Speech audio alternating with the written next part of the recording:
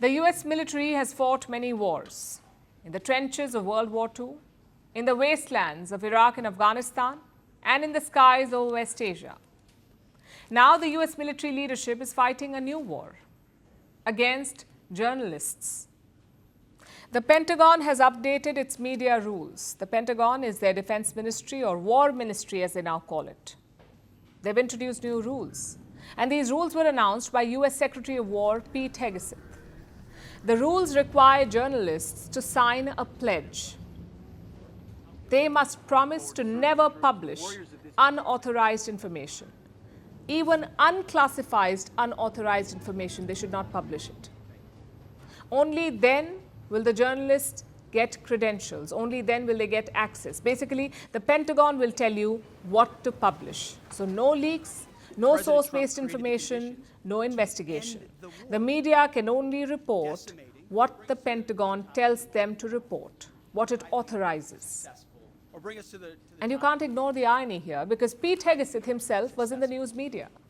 He hosted a talk show on Fox News. But now he's cracking down on his colleagues. They must sign his pledge by today. If not, they will have to surrender their press credentials, meaning they will lose access to the Pentagon. But news outlets are pushing back. The Washington Post has refused to accept the new rules. So has the New York Times, CNN, The Atlantic, The Guardian, Reuters, The Associated Press, NPR. Most big outlets have refused to sign it. Trump's team may not care about these outlets. They already call them fake news. But here's the worrying part. Even right-wing outlets have refused to sign, like the Washington Times and Newsmax. These outlets are known to back Trump consistently. Yet they're not signing the pledge. And the Pentagon is not backing down. Secretary of War Pete Hegseth is mocking the journalists. Here's what he said, and I'm quoting. Here's the department's memo for dummies. Press no longer roams free. Press must wear visible badge. Credentialed press no longer permitted to solicit criminal acts. These rules are also part of the new guidelines, but Hegseth did not mention the most controversial one, the one regarding the pledge. And this move is not an isolated one.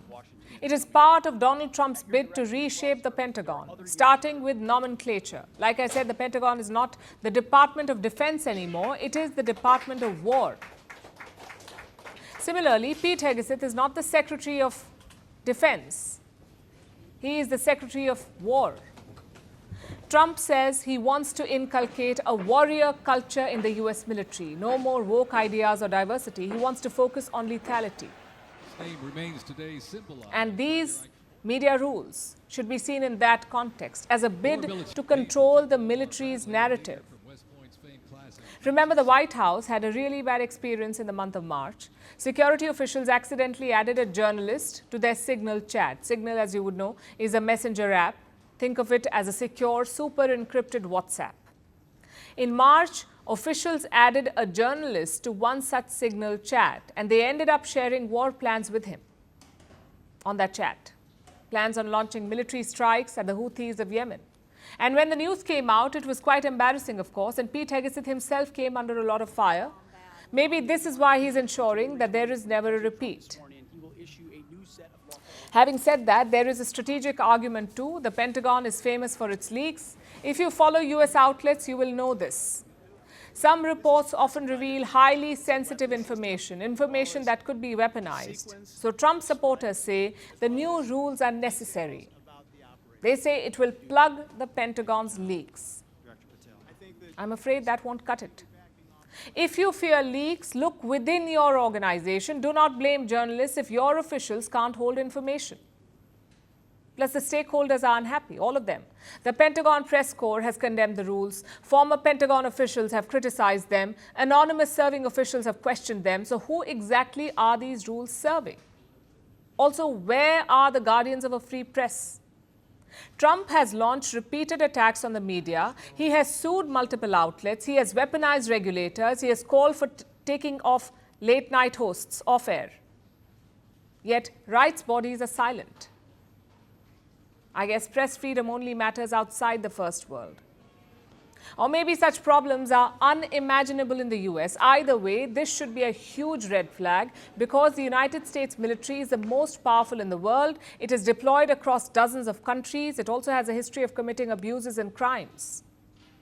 If anything, the US military needs more media scrutiny, not less. Want the facts? The latest developments? News that gets straight to the point.